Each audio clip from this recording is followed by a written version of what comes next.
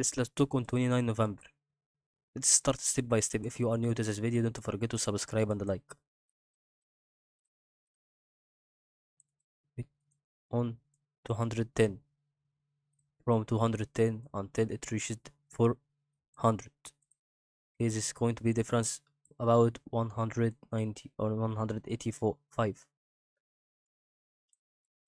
Let's see what happens if we say that Tesla stock is going to decrease again in another episodes. So that's going to be returning back for the part where it's going to increase.